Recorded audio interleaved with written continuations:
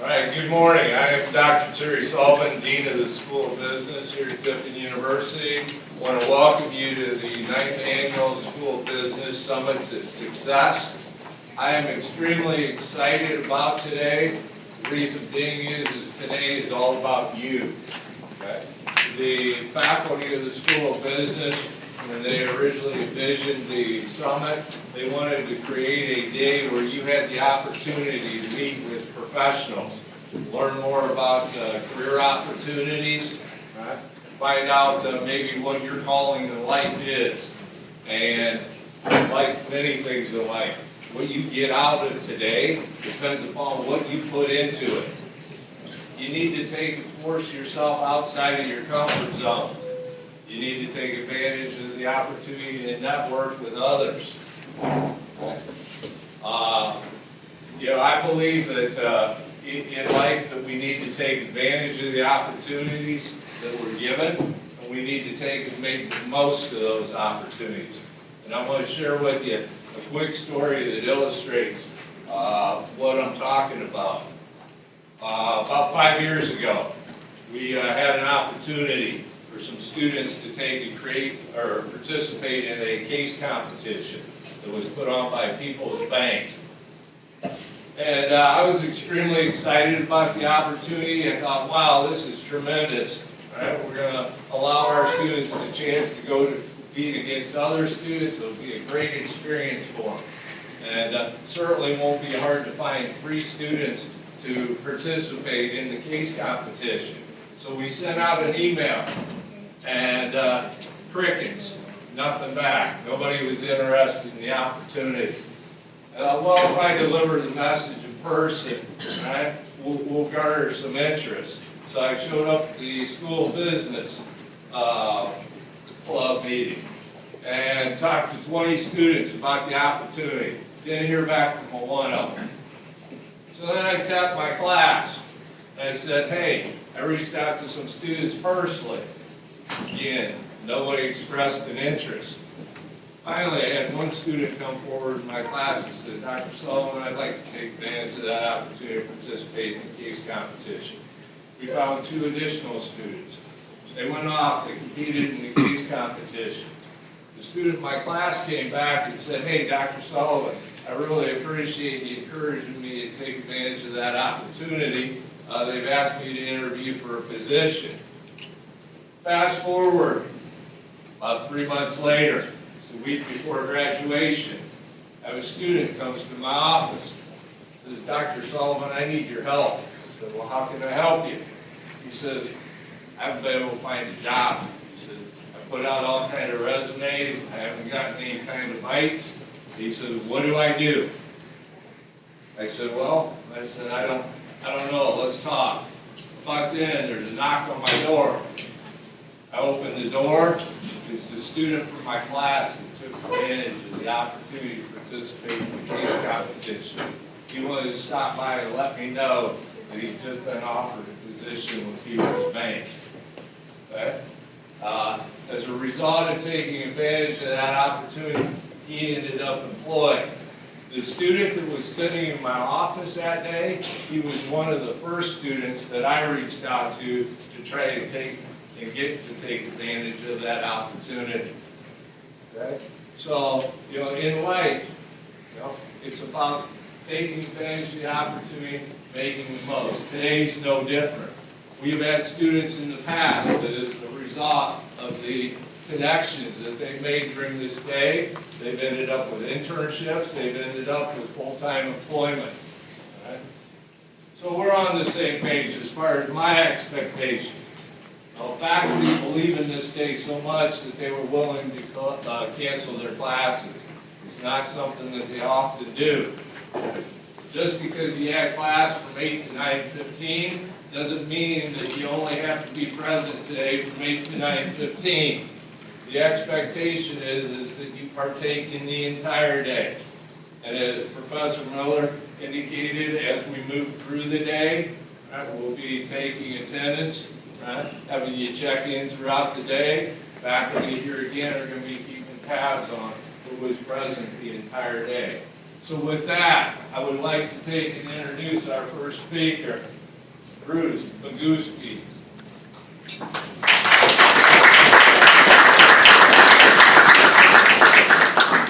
Bruce Boguski is an author, motivated speaker, trainer, columnist, and media personality, well known for his ability to inspire others to do the impossible. Bruce knows firsthand the attitude and the skills required to overcome physical and mental challenges. At age 18, he was paralyzed as a result of an automobile accident. While doctors were wondering whether he would ever walk again, he was busy recuperating. 2 years later, he had regained full use of his body and went on to become a two-time state champion in racquetball, a football and basketball coach at Van Buren High School, and the men's and women's tennis coach at the University of Findlay.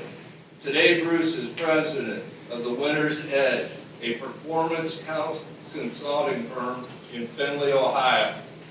He has become an internationally known presenter on motivational tactics and mental toughness training for education, sports, business, and life. Please welcome Bruce. Thank you. Hey, good morning, students and faculty. Good morning. Every seat in here should be filled, in my estimation. I admire you for coming here today. Yeah, they gave you classes off, and I heard that happen, and you decided to come here instead. How many of you know friends on campus that are going through a turmoil or a trial in their lives right now? Anybody? They should be here. Did you look at this? Did you look at the wealth of information that you have available to you today? You just had a faculty advisor here tell you he's open. You can come to his office if you're looking at a problem. You can't find a job. Well, I would have told him to start your own business, but that's different, okay? If you can't find a job, start your own business. Find out what it is that you're all about. You already learned from Corey was up here. She said, get a headshot. That's one great advice you already got. So what I would tell you also, clean out your Facebook pages.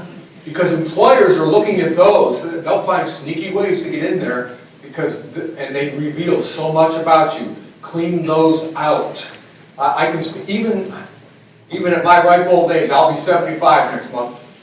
I still lose speaking engagements because of things on my Facebook page. Yep. When people find out I'm a Christian, I can't come there and speak. And so clean out. Get your act together as quickly as you possibly can. If you know friends that are not here today and you think they could benefit from this, go out and get them at a break. Bring them back in here. Look, when I looked through this, I wish that I would have had something like this when I was back in college. So this is going to be a great day. I'm really looking forward to this because it's been stressful the last 2 years. How many of you have gone through a trial the last 2 years? And I'm glad to see you made it through it and you're here today. We're all going through stuff. I'm going to show you some ways on how to overcome this the best I can this morning because stress is our #1 enemy and we're under tons of stress right now. And you might think that you don't have stress. Well, you're always under stress because there's two kinds. There's eustress and there's distress. Eustress is the good stuff, but you're still stressed when you're facing those. Distress are the bad things. I'm going to teach you how to get into the zone to overcome these. I hope you all know what the zone is. You've all been there before. Maybe you didn't understand how you got there, but it's a fantastic place to be because everything's going your way. I'll show you how you can overcome some of the stress we're facing by getting into that zone. I just want to share. I know we're all going through stuff. Last August, I had a stroke. They told me I would not be speaking to people again on stage. They were wrong. See, they don't know I don't know what's inside you either. They don't know what's inside me. I learned a lot. When I broke my neck as a kid, was paralyzed for a year, I learned a lot about how to overcome adversity in my life, and I used those same things to overcome that stroke. I had a lot of help from my belief system. And then in late October, I had what they call COVID pneumonia. At my age, I was coughing up blood. My oxygen level was 67% when I was admitted to the hospital. My brain was under attack. Not getting enough blood supply, not getting enough oxygen. I was hallucinating, I was delirious. Maybe you know someone that's going through these things. They told me right now I'm a long hauler. I have long COVID, which is something I didn't hear about before. But it's going to take 2, maybe 3 years for me to get back to where I was before. I had a big step forward in the last 2 weeks about how I feel, because I was down a lot, sleeping all the time, very lethargic and fatigued. When I started feeling better, I finally started to realize how bad off I really was. And then when I was in the hospital, they gave me this drug called remdesivir. But it wasn't just remdesivir, it came with a cocktail with another drug called Visirub. Now, I was diagnosed with leukemia 10 years ago, and it's been in remission all that time. But Visirub accelerates cancer. And without consulting my oncologist, they gave me this drug. My lymph nodes started swelling, my hands started itching, I was sleepless at night sweats like you would not believe. The symptoms were all coming back. And then when I got out of the hospital, I got home, and I was looking forward to getting back into the swing of things, and I was going through my emails, and my secretary's sister called me and said that my secretary had passed away from COVID. That's the kind of year, the last, not a year, it's been only 7 or 8 months that I've had.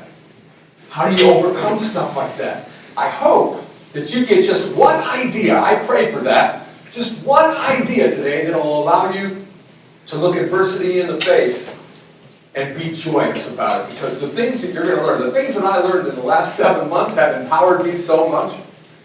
There's not much that I don't think I can overcome. And I'm sure in your lives right now that's happened also. The last time I spoke here was the last time they had this event because of this pandemic that's been sweeping across our country. So I want to show you how to overcome. When we talk about the zone, I want to straighten that out first. How many of you have ever been in the zone before? And you know what I'm talking about. And the zone, I'm not going to ask you to describe it, but the zone is when everything is going your way. You don't even know how you got there. It comes about you. Lights are turning green, parking spaces are opening up, you're smiling and everything, and you have a different feeling about life. Have you ever had a day like that? Or a minute? Second maybe? Okay, maybe I'll get to your time frame here in a little bit, but I'm going to show you how that is not a chance happening. Remember when you were there in that zone, you thought, wow, this is amazing. I wonder how I got here. Wonder where it started. I wonder when it's going to end. As soon as you start questioning it and asking those kind of questions, what happens to the zone? It goes away. So what did you already learn about the zone? The next time you're in the zone, ride that sucker out. Have as much fun as you possibly can and stay in the right moment. And enjoy it while it's here. It'll last longer that way. Write it out. Whether you know it or not, you wake up every morning and you are in a battle. There's a battle going on. And the battle is going on over your brain. Your brains, at your age, are completely different than my brain was like at your age. There are things that we have done to you. There's things we've done to ourselves. There's things that people around us have done. There's things the government has done, in my opinion, that have changed our brains. I'm going to educate you about this, and I'm going to show you some things you can do to overcome this. Because you have a thing called the prefrontal lobe. If you've never heard about that, it's the most valuable part, I think, of our brain because it helps you make the correct decisions. It's also the last part of your brain that develops. Does anybody know when the prefrontal lobe, when your brain is completely developed? Anybody know that age? Okay, you're not there yet. It's 25. That's what most people say. Now, I got that from a book, and I brought this one book along to show you. It's called Smart Moves by Carla Hanifer. She takes a fetus at conception and follows it until the age of 25. And then if you're a parent, every chapter tells you what you can do that year to enhance brain development in your children. Wow, what an amazing book. There's things you can actually do while the baby's in the womb. It's amazing stuff. She's redoing the book. And she's taking a fetus from conception to the age of 30. Because that's how much we have slowed down brain development in our society today. I'm going to talk about some things that do that, and hopefully we'll get to the point where I can show you what you can do to overcome that, to overcome the kind of things that are being forced upon you. First of all, there are a few things that can help you face this adversity. Number one is expectations. What are your expectations? See, some people are still living with these. And they ask, have you ever seen one of these? I couldn't wait to go to my grandma's house when I was a kid and find this thing on the dining room table and just play. I played with it all afternoon. This affects expectations. And expectations, in my opinion, in my experience over the years when I'm working with athletic teams, is almost more than half the game, your expectation. Let me show you what I mean. What's your name, sir? Sean. Sean. Hi, Sean. It's nice to meet you. Would you ask the 8 ball if this is going to be a good year for you? It's going to be a good year for you. All signs point to yes. All right, Sean. Anybody here not in a relationship right now? That's okay. Young man over here, ask the 8 ball if this is going to be the year. This is going to be the year. All right. My sources say no. Now, did you hear the reactions? Did you hear the expectations? What's your first name? Devin. Devin? You don't believe this, Steve. I was hoping you don't. No. Because you're a good-looking young man. And here's the point. When you heard it was going to be a great year, we thought, yeah. When we heard Devin wasn't going to find the love of his life, we go, oh. And you know what? Him thinking that and really believing it will prevent him from going out and doing the things that are going to make that happen. Just like over here, hearing them, this is going to be the year of his life. He's going to do things maybe he's never done before that'll make that come true. So, expectations. You know what? And when I wake up in the morning, I usually make my own expectations. Now, expectations are half the game. The other half of the game is the habits that you've gotten into. I'm so proud of you for being here today, I really am. But the habits that you've gotten into. Have you ever seen one of these? I had to alter it a little bit. It came with a huge chain, a tire chain. And it got to be really cumbersome for me to carry it around, so I changed the chain on it, okay? And I don't know if you might think it's a coconut, but this is actually, it's a monkey trap. If you've ever seen these, they're kind of neat. You hang them from a tree with a really thick chain on them, and they're hanging like that. And you put a piece of tinfoil or a gem or a seed inside of here, and a monkey goes by. And he sees that glittery stuff in there, reaches in to get it. And guess what? The monkey is trapped. The only way it's going to get his hand out of there is if it lets go of what it has in its hand. And if you've ever been to the zoo, you know that that is not going to happen. And the only reason I'm asking you that is, or showing you this, is because what in your life right now do you have to let go of for you to have the life that you really want to have? What is it that you're holding on to? For years, I held on to sugar. It was holding me back, and the older I got, the more it held me back. Holding on to friends. You may have to let go of some of your friends, and you already know, you're in your brain right now, you're picturing their faces. You know who I mean in your life, who you have to get rid of. Maybe not forever, hopefully not forever. But sometimes it's tough to do this because some of those friends call themselves family. And there are family members that are caustic to you. I don't know what your upbringing was like, but I had a father that was caustic to me. And it's hard to overcome those because you're acquiring skills and habits as a young person that are going to be hard to overcome later on when you are finally facing adversity. So, our brains are different today. Why are they different? Well, let's go to that.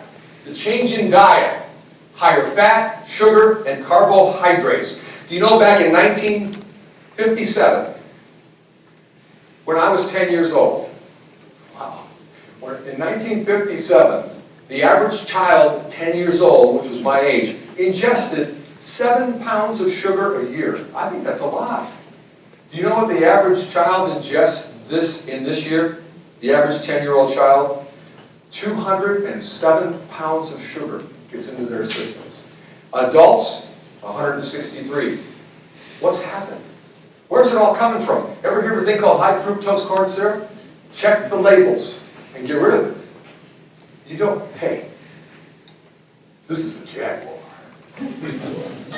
You don't put just regular unleaded fuel into a Jaguar. And you certainly don't put something into it that's going to hold you back and stop you from revving it up when you need to have that happen.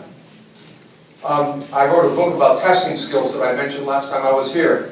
And one of the things I tell kids, especially if you're taking a test today and you packed yourself a snack, I hope that you put protein and carbs in there because you need both of them. However, before the test, if you have a snack before a test, always eat the protein first. Have some bacon, some peanut butter, or whatever. Eat the protein first. It'll make you more alert, it'll allow you to solve problems quicker, and it'll make you a better test taker. Did you ever go to Olive Garden and have a big pasta meal? That's what happens when you eat the carbs first, and that's not how you want to feel. And remember this, the neurotransmitters that are formed in your brain and that control your feelings and emotions, 85% of them are formed in the gut. Wow.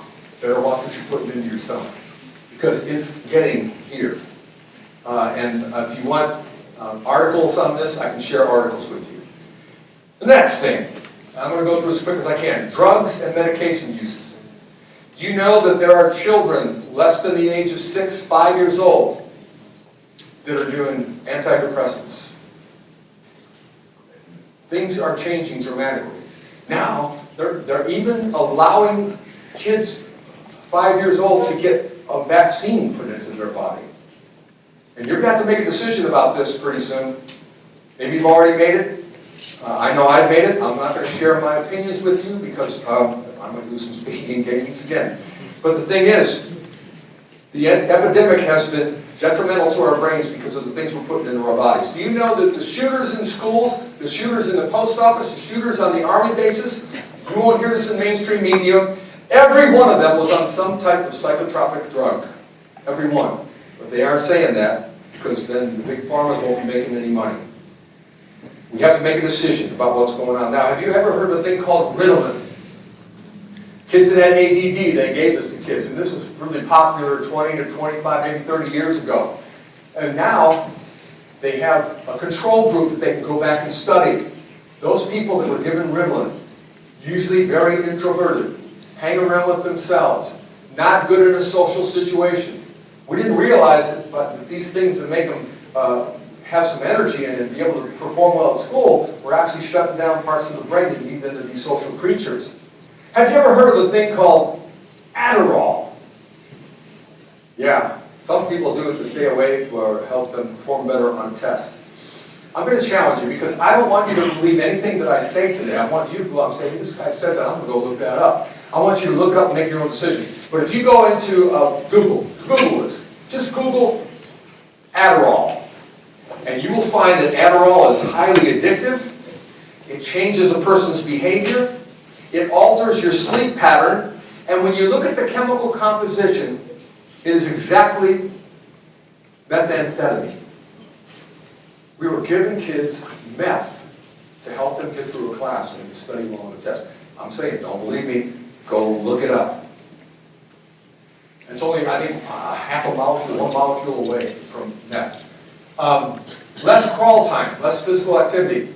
And this is a sign of the times. When I was a kid, back in the late 40s, early 50s, I would be in a car 300 hours a year is what the research says. And I'd be in there crawling around, I'd be pretending like I was driving, I'd sit on my dad's lap. And you know, a child today, a baby less than 2 years old, spends 1,400 hours a year in a car seat. Just that one thing limits their activity. Crawl time. Let me tell you about crawl time. How many of you have ever been in a slump before? How many of you play sports? Awesome. I do a lot of golf seminars. I was a slump golfer. But every athlete that I deal with, whenever you're in a slump and you can't do the things you're normally used to doing during an athletic contest, I'm going to show you something that will get you out of that slump almost immediately. And you can look this up. I suggest you write it down so you can look it up later. It's called the cross crawl. And it comes from a book called Brain Gym, spelled G-Y-M. And it looks like this. Opposite elbow to the opposite knee, making sure you come across the midpoint of your body. Does it look a lot like crawling? See, crawling is how babies develop brains. When you have children of your own, let them crawl. Let them crawl. Don't be coaxing them too fast to walk. They'll go at their own pace. They'll do it at exactly the correct time. All right? So cross crawl. Look, when you look it up, check out the benefits of cross crawl. If you do cross crawl every day, I do 180 of them a day, different times in the day. They recommend doing 400, and it doesn't take that long to do my 180. It's over before you even know it. And I don't do it all at once. However, you'll start noticing things along the side of the road on the way to school that have been there forever, but you just never saw before. You're going to be able to solve math problems really quick if you're going to balance your checkbook like it's nothing. You're going to remember people's names. You remember their faces. You're going to remember plays for a ball game. All this great stuff's going to start happening. You're going to be more alert at school. And all it takes is one little exercise called cross crawl, and that's a slump buster. If you're in a slump and you do cross crawl, I guarantee you that everything changes just like that. Because there's a thing that runs right along the middle part of your brain called the corpus callosum. And when you do cross-lateral movements like this, you activate that part of the brain. It unites the hemispheres. It's able to communicate better with each other. And young ladies, neuroscientists believe that cross-crawl works better for females than it does for males because your corpus callosum is twice as thick as a man's corpus callosum.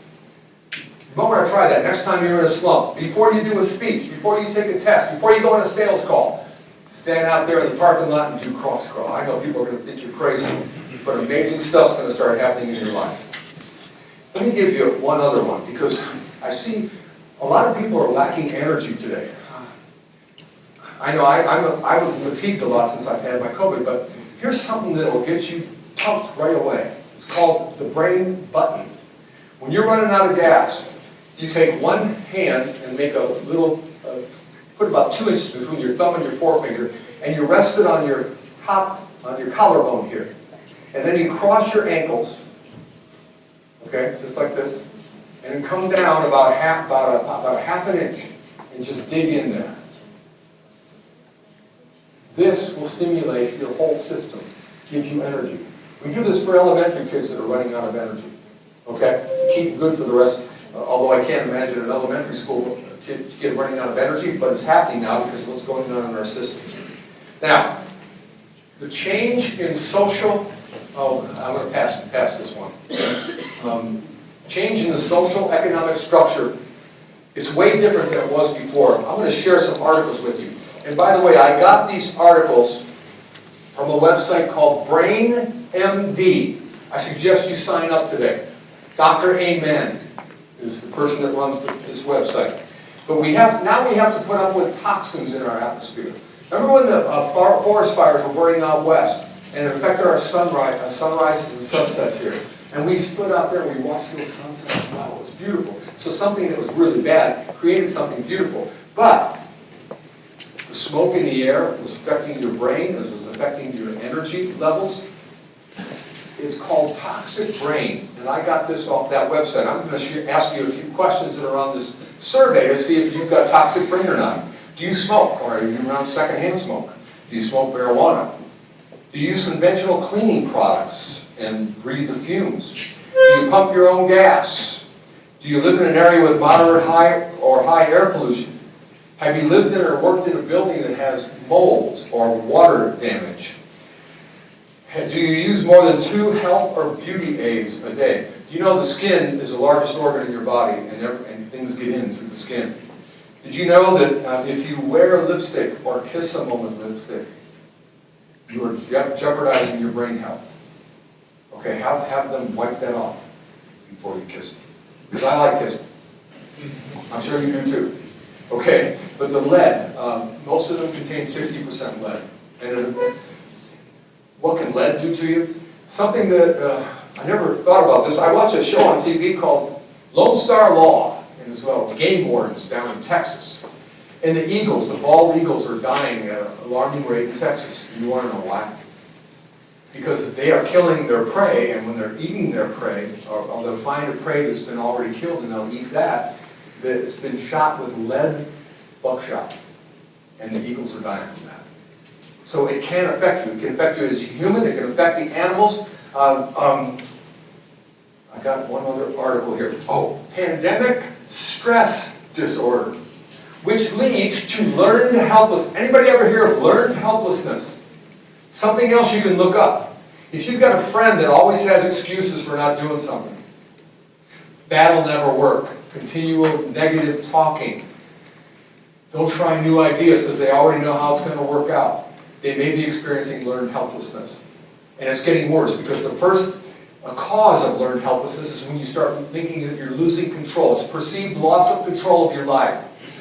And that's what's happening in our country today. So, pandemic stress disorder, they got a name for everything. They got a name for everything now.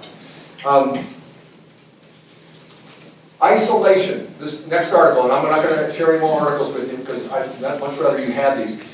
You can email me. I'll give you a card. And you can email me or call me and I'll send it to you. What is social isolation doing to the human brain and the human body? Increased risk of Alzheimer's when you isolate yourself. Cognitive decline. Psychiatric disorders. I think you'll agree with this one. The heightened risk of suicide. It is sweeping our country. Can't believe things get that bad. Altered brain development, physical health risks, and the one that really surprised me, impaired immune system. We're isolating people to get them to not get a disease, and we are causing their immune systems to shut down. Okay, let's go quick. Fewer music, drama, and art classes. Anybody into music? Art? Star in the school play? Good for you, because we're becoming a left brain society, and we need the right brain. These are activities that the first time a school loses money, this is what's cut out. Become a full-brained person, and great things start happening. Go real quick. Greater threat, stress, and violence. 2 Halloweens ago, I couldn't wait. I recorded it. It was on TV. I haven't seen it since I was a kid. I couldn't wait to see Dracula with Bela Lugosi. I don't know if you've ever seen the original Dracula. He walks in the room and he goes, "I want to suck your blood." It's just not scary anymore. But when you see children watching Friday the 13th or Halloween, do you know their brains and our brains cannot tell whether that's real or whether it's vividly imagined. And so you go through the same, you ever have a nightmare at night? You wake up and your heart rate is beating and your breathing is sporadic and your hands are sweating. Your muscles are tense because just by seeing something, it can change the way that our body processes things. And now with all the riots, the shootings, now there's threats of war, lyrics and music and the movies we watch.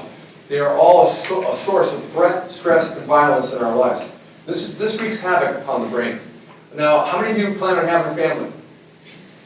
Okay, this is really important. More hours of television a week. Do you know the average child watches 1.5 hours of TV every day? If they have the TV in their room, you can add 2 hours to it. That doesn't even count the video games, the computers, the phones. And if you multiply this out and only count waking hours, that's 17 years of their life in front of the screen. Whoa.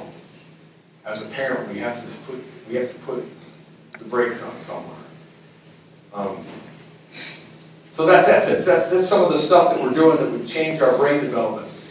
Now, let's figure out how we can overcome this. Let's figure out, how does stress manifest itself in our bodies? Well, I got a whole list of things here. I hope you can see those. And I want you to pay close attention to the little guy up there in the upper left-hand corner. Because when you're under stress and you want to combat things, that's the guy that's coming to help you. Because we start shutting down. We become timid. We withdraw into ourselves. It's like that little chihuahua. Look at all the things that happen. Your heart increases, increased blood pressure. You can read it. I'm not going to embarrass you. Perspiration. All these things are bad for performance. But that's not just the end of them. Your digestion halts. Breathing becomes quick and shallow, robbing your brain of oxygen and blood. Remember halts. Never let yourself get too hungry. If you saw the Snickers commercials on TV, I'm that guy. When I don't have my food at the every 3 hours, you don't want to be around me. Blood sugar levels slow, they slow. Never let yourself get angry. You know, you probably won't make a really good decision when you're angry. Allow yourself to cool down. Never let yourself get lonely. This is the big one. My son, all-state athlete in track, went to college, joined a fraternity, became an alcoholic. Graduated to cocaine, graduated to heroin, graduated to meth. And the one thing about him, whenever he's alone, he will go back to those things. I don't know if he'll ever get out of this. I do what I can. It's a tough situation. Your friends, never let them be lonely. Learn from my experience rather than learning it firsthand yourself. That's what this is for, to help you avoid some of the pitfalls that we've gone through in our lives. Never let yourself get tired. I can guarantee you, most of you are not getting enough sleep. Most of you are not getting enough sleep. Your brain needs that to recharge. To be able to learn and to put the things into your brain that you learned on that day, you've got to sleep in that night. Never let yourself get surprised. How can you prevent getting surprised? Well, I'm going to help you out with that. Because I'm going to show you how to visualize if we get to that, which will stop you because you can prepare yourself. You know, when I do seminars for firemen and for police personnel, every morning when they get up, they picture themselves running into burning buildings. They picture themselves confronting a robber. They picture themselves doing these things. They visualize them. So when it actually happens to them, it's not the first time that it happens. Okay. Here's the guy that you want showing up instead of that chihuahua. When you're walking into the parking lot, you're going to your car late at night and the bulb is flashing in the parking lot and you hear people shuffling behind you. You want to bring the big dog. The big dog will help you make the right decisions. See, the big dog is not just an automatic thing. It doesn't just happen. You can't be walking along and hear these thugs behind you and go, come on, big dog, please show up. It's not going to work. You've got to practice it. Because bringing out the big dog is a cultural shock. It takes practice. In every athlete that I deal with one-on-one, we practice. This is the first thing we practice. Let me show you what I mean. That it's a cultural shock to you. How many of you have dogs at home? And I want you to think about this before you answer. When you give your dog a bone, what's the first thing that it does with that bone? Anybody know? Yeah, it runs away. And where does it go? It goes to its bed. If you've got a cage at home, a kennel, it runs to the kennel. If it's someplace the dog is not familiar with, it will go take that bone into a corner. It's like a mafia guy going to lunch. So he can see the door, he can see the windows. And another dog walks into that room and it goes towards your dog. And it wants that bone. What does your dog do? Yeah, how does it defend it? It growls, it barks, the hair goes up on the back of its back. All these little crazy things start happening. But see, the dog is used to doing that. So the key to being in the zone and being able to is to control your emotions. So this is the one we work on. Let me show you what I mean. Pair up with someone sitting at your table. Real quick, without talking, just pair up with someone and sort of swivel so you're looking at them. Okay? Okay, good. Now what I want you to do, listen up. I'm going to count to 3. When I get done counting to 3, I want you to show them the big dog. 1, 2, 3. You're not scared anybody. Okay, you can stop. What's everybody in the room doing right now? You're laughing and you're smiling. Even those of you that did try this, is this what your dog does? Does he or she go,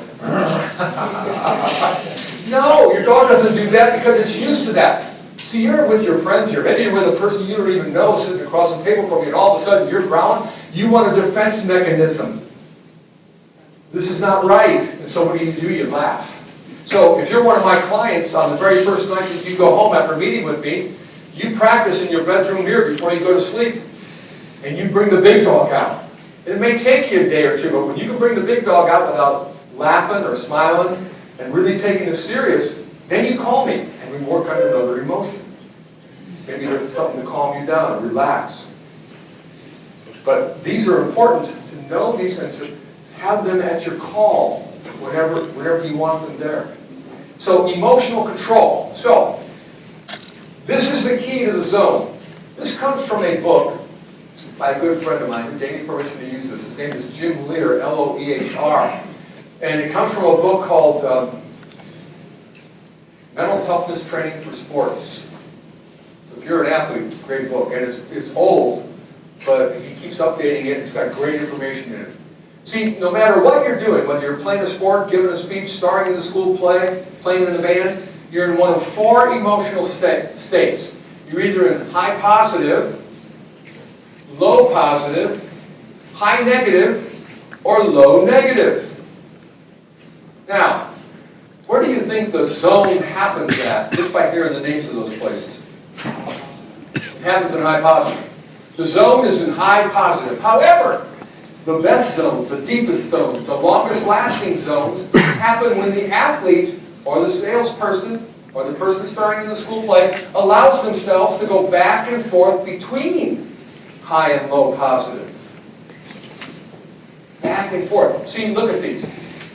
High positive drains your batteries. High negative short circuits your batteries. Low negative, which is the worst place you can possibly be. You want to get out of there as quick as you can. It unhooks your batteries. But low positive charges your batteries. So no matter what you're doing, if you're in one of those other three, every once in a while you've got to come back here and recharge your batteries. Let me prove this to you. I'm going to prove that the zone happens when you go from high to low positive. I'm going to prove this by playing a little game with you. And the game we're going to play is a memory game. All right? But I'm going to keep it simple. Now, wait a second. I just said we're going to play a memory game, and I saw two of you go. And you know what? You already told me how you're going to do this, whether you know it or not. So I'm going to do that again. I'm going to tell you we're going to play a memory game. When I say that, I want you to go, oh boy, memory! I'm really good at that. Okay? So we're going to play a memory game. Awesome. Look at some of you laughing, some of you smiling. You're in the right frame of mind right now. You're in the right state to be a peak performer at this. And I only want you to remember 10 things, and they're really simple. Number one is baseball bat. What's number one? See how easy this is? You got 1 out of 10 already, and you haven't hardly done anything. So number one is baseball bat. 2 is swan. 3 is seagull. 4 is sailboat. 5 is snake. 6 is golf club. 7 is nose. 8 is snowman. 9 is tennis racket. And 10 is baseball bat and ball. I don't expect you to get all those right, okay? So the pressure's off. But I want to show you how your brain learned this. If I could show you how the next time you're studying for a test, you could become twice as smart. Would you want to know how to do that? Well, what I'm doing right now is going to show you how to do that. So here we go. Here's the test. What was number 1? Number 2? Number 3? You're doing great. Seagull. Number 4? Nope. Sailboat. Number 5? Snake. Number 6? What? Golf club. Okay, good. Golf club. Number 7? No, that's not. No. That's okay. You're doing great. Those. Number 8? Snowman. Number 9 is the hardest one. What is it? Tennis racket. Watch this. What was number 10? Baseball bat and ball. Baseball bat and ball. Did you hear the voices? 1 through 4. You're on a roll. You're in the zone. Number 5, voices fell dramatically off. 7, I had to give you a clue. 8, voices, 1 or 2 voices came back. Number 9, a few more. But number 10, everybody knew that. What just happened here? Well, you just proved. You can't argue with it. You just saw it happen. You proved a theory called the theory of primacy and recency, which states when you're practicing for a sport, when you are studying for a test, when you're on a sales call, your brain and body perform better at the beginning of that activity and the end of that activity than they do in the middle. And you just proved it. So here's your strategy. Next time you're studying for a test and you want to be twice as smart, take twice as many breaks. Because every time you take a break, you create a brand new beginning and a brand new ending where you just saw you perform better. Now, a good question to ask, and I'm sure as college students you're thinking about this, well, when do we take these breaks? Good question. Neuroscientists have come up with a theory for, a formula actually, for determining a human being's attention span. Because you want to take your break when the attention span starts to wane. When is that? Neuroscientists believe the average attention span of a human being is their age plus 2. you can figure out when you've got to take your break. If you're talking to a kindergartner, when do you take your breaks? 7 minutes. Say 7 or 8 minutes, right around there. Good. Now, in this room, I would assume counting faculty, the average attention span in here is probably 30 minutes. Now, the reason I can say that and be pretty sure of myself is because the research says when you're 28 years old, your attention span is 30 minutes. And it stays that way the rest of your life. So usually 30 is the number. Until you get to be 64 or 65, then what happens to it? No, Terry, I just told you it stays that way the rest of your life. That's okay, you go for it. That's all right. That's all right. No, see, there's no excuse. Now, your attention span, your memory, those things can go unaffected the rest of your life. We proved it by studying the brain. Unless you engage in activities that start shutting the brain down. Eating the wrong kinds of foods, which we just went through. Not getting enough exercise. Not lifting weights. You know, the weightlifting is tremendous for raising test scores and GPAs. And you don't have to do heavy weights. Just something. Activities of some sort. Now, think about this. High negative. Look at what happens. They're angry, anxious, frightened, vengeful. Who makes you? Who could make you mad? Could a coach make you mad? Could your boyfriend or girlfriend make you mad? Could your mom or dad make you mad? Could a red light make you mad? Could a computer crash make you mad? Let me ask you this. Who's the only person in your life that can make you upset? You. You! It's you! So we have to develop different ways to respond to the adversity and the things that are happening in our lives. Different ways to respond. I'm going to give you a few of them. Okay? So we can stay out of high negative. Let me cover low negative first. Low negative is when you're depressed, you're bored, you're burned out, you're annoyed, you're irritated. You know what? You know anybody like that? I can guarantee you something. They aren't here. People that are feeling this way don't show up for stuff like this. And they wonder why they're in those situations. I'm so proud of you being here today. There's constantly whining, easily overwhelmed, won't even make an attempt. This is where all the bad things, the substance abuses, start when someone stays in low negative. Learned helplessness finds its home here. There's symptoms associated. Here's a symptom. You come back from lunch, you sit down at your desk, and you look up at the clock and you go, wow, 1 o'clock. 4 more hours and I can go home. Well, no sense starting anything now. Only got 4 hours to work on it. That's low negative. And it's telling you something. Get out of there. What do? Go to the high positive. Play with your dog. Call one of your friends. Exercise. Get on the Peloton. Do something to go to this side of the chart. Let me give you a few. Well, one of the most powerful skills that I've ever started using with athletic teams, and it took me 7 years to sink into this brain that it was going to work. Anybody ever hear of a young lady named Amy Cuddy? C-U-D-D-Y. I encourage you to look her up and watch her 20-minute TED Talk. Because she talks about a thing called power posing. Has anybody ever heard of that? Wow. Power posing.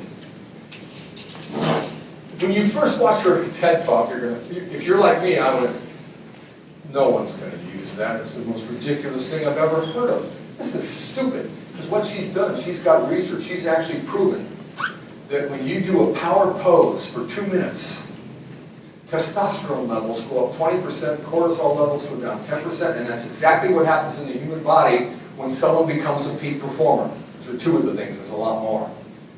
So just by holding a power pose. Well, what is a power pose? I'm going to give you a few of them. This is Wonder Woman. This is Superman. This is Usain Bolt. And this is Rocky Balboa. Now, you can make up your own. Sierra Nichols played basketball. Anybody ever play basketball against Sierra Nichols at Arlington High School a few years ago? Sierra Nichols. She won't mind. I got her permission to tell you the story. She was having a terrible year. People were pushing her around in the key. They were scoring on her, they were out rebounding her. Now, if you know Sierra, she is, I think, about 6'4", maybe 180 pounds at the time. And people were pushing her around. That shouldn't be happening. And we taught her power posing. We taught her how to bring the big dog out. The first time she did it, she was playing. What school did you go to? Oh, Liberty Bend. Okay, that's where my kids went. When they were playing Lipsick. Lipsick was 7-0 at the time. Arlington was 5-2. They lost 2 in a row, and that's why the coach called me to work with the team. And we really wanted to light a fire under Sierra. And so she was, I won't tell you what her problems were. They were very bad, and they were personal things. But we taught her the big dog, and we taught her the power posing. Well, before they played Lipsick, she was in the restroom, in the locker room, looking in the mirror, flexing her muscles, and then she started going.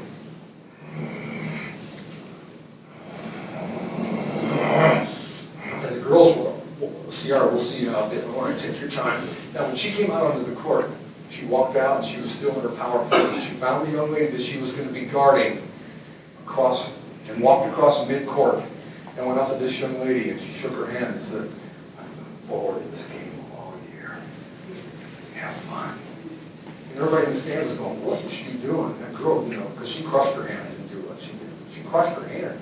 And she went out, and I think she scored 17 points, grabbed 12 rebounds, and had 7 assists.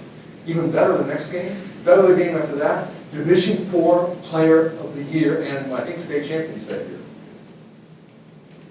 And they did it on her back. Just changing one little thing. Hey, next time you're going for a job interview, power pose. Next time you're giving a speech, power pose. Bring the big dog out. I'm encouraging you to do this. It changes everything. It takes you from what could be a negative situation to high positive and low positive, going back and forth. Oh, something I do with athletic teams. I'll teach them how to breathe correctly. This shows you how you can change your emotions. You know, when you're facing stress, you will automatically take a deep breath. But if you don't do it correctly, it negates itself. If you're going to take a deep breath to relax, do you breathe in through the nose or the mouth? The nose. There's reasons for that. One of the biggest reasons is when you breathe through the nose, it cools the frontal and temporal lobes of the brain. Everything changes. Your performance is great. In through the nose, and most of the time if I'm with a team, I'll say, "Show me how you take that deep breath." And if it's a guy's team, they'll all stand up and they'll go, and they'll stick their chests out. Wrong. Women instinctually know. You feel the diaphragm first by sticking the stomach out. It doesn't look very sexy, I understand that. But that's where you want to breathe to activate the relaxation response. And the exhale is really important. I used to teach people to force it out like that. And then I met a yoga instructor who was in one of my seminars, and she said, "Bruce, young people will remember how to breathe out better if you teach them when you breathe out, pretend like you're Darth Vader." So I'm doing a seminar with professionals. Everybody's in dresses and suits, and I say, "Let's try that, everybody." Everybody stands up and they go. They're breathing like Darth Vader, and everybody's laughing. Well, I was dealing with Lima Shawnee's soccer team the next day. And I'm talking to the boys team, and they're playing Salina. And in that game, it's 5-5 at the end of regulation. They got to go to a shootout. The first kid from Shawnee approaches the ball, and he stops. And he goes,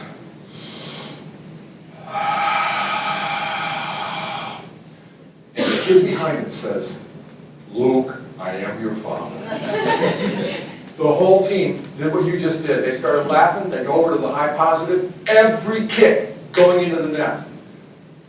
There are events that will happen in your life when you want to be negative. You'll miss a putt. You want to throw that club. Someone lets you down. You'll get depressed about that. You'll get sad. And you know what? Someone will tell you, "Oh man, settle down. A year from now, you're going to laugh about this." I'm telling you, forget the year. Let's just start laughing about it now.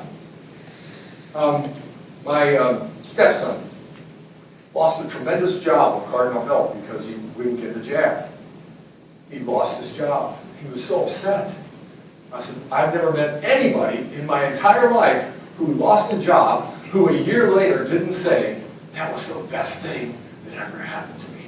It's only been 5 months, and he's already saying that. It's up to you. You control your emotions. You control how you're going to react to the stressors that are in your life. So let's take it and go for it now, and go for it now. Be the best we can be. I got time for one last one. These are called emotional state changers. This is a good one to end with. Have you ever had something go wrong and you go, oh, or you, oh, oh, oh. Does this help you get into the zone? Does being upset help you get into the zone? No, it takes you to the opposite side. So, ever see a movie called Rocky? Rocky's running down the streets of Philadelphia, he gets to the museum, runs up the stairs of the museum. When he gets to the top of the museum, he does this. Remember that? Remember that great, that movie scene where he's jumping up and down because he gets up those stairs? Well, instead of doing this when things go wrong, let's practice. Let's practice something. Would you mind standing up for a second, just for a little bit? And then we're going to be done. And now, I'm not suggesting, if you don't like this technique, then make up your own. But this has worked wonders with individuals. I get emails about this all the time. Next time something doesn't go wrong, let's practice doing Rocky.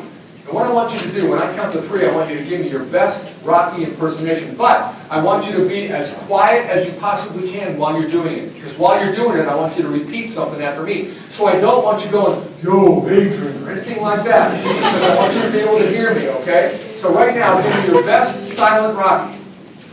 Now repeat after me. I'm depressed. I am so upset. I'm so sad I'm going to bust. Okay, now look at your face. You can sit down. Look at your faces. Students, faculty, you cannot be upset or depressed when your body's doing this. Hold that power pose. Walk in a room, when you're going for an interview, you walk in like you own the room. You shake hands and look people in the eye, and you make it a firm handshake, and you smile like there's no tomorrow. This is a glorious gift we've been given today, to live this life. We've all been through hardships over the last year. Celebrate. Rejoice in the moment that you're in right now. Get as much as you can out of it. There are speakers here. Find out what you really need in your life. There's no shortage of speakers this afternoon that can help you achieve what you were destined to have, to help you find your purpose. When you find that purpose, you're an unstoppable force. You can do anything. Now, when I'll be walking around here, I have business cards. My cell number's on there. If you're facing adversity in your life, if you ever want to talk, if you might want some advice, please don't hesitate to call. I would love to help you out. Because if you think that you're going to get through what's coming towards us, if you're going to get through it on your own, you're in for a very rude week. We need each other. And every day we're going to need each other more. And we have to be willing to help each other out. Got that? Listen, students, I respect you so much for coming today. Terry, thanks for having me here. Corey, thanks for having me. Enjoy the rest of your day. Get as much out of it as you can. And have a fun blast. Thanks so much.